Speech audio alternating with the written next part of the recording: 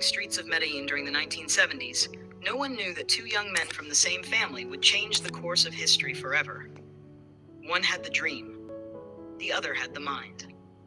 Pablo Escobar, the man who dreamed of controlling Colombia, and Gustavo Gaviria, the quiet mastermind behind every move, every deal, every dollar that passed under the table. Gustavo was not a criminal by nature. He was a smart young man who loved numbers and excelled at negotiation. But when he grew close to his cousin Pablo, he realized that easy money came faster than any honest dream. Together, they founded what would later be known as the Medellin Cartel, the largest cocaine trafficking network in the world. Gustavo was the shadow that no one saw. While Pablo dominated the headlines, Gustavo managed the finances, the routes, and the secret relationships with smugglers and bankers in Miami and Panama. Gustavo was more humane than Pablo. He hated violence and always tried to calm his cousin when he grew angry. But when the war between the cartel and the state erupted, he found himself surrounded by blood he never chose.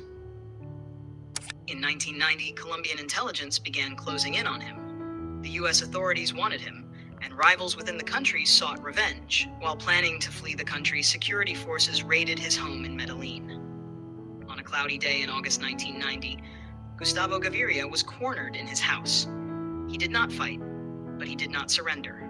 Gunfire from the police struck him down, the man who had once been the quiet mind in the storm of the cartel. When Pablo Escobar learned of his death, he completely lost control. He famously said, "They have taken my heart, and I will never forgive them." Afterwards, Pablo became a merciless monster.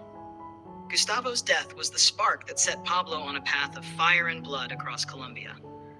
Although he never appeared in the spotlight, those who knew him say that had Gustavo lived, he might have saved Pablo from madness and a tragic end. He was the man who built the empire, yet never lived to see it crumble.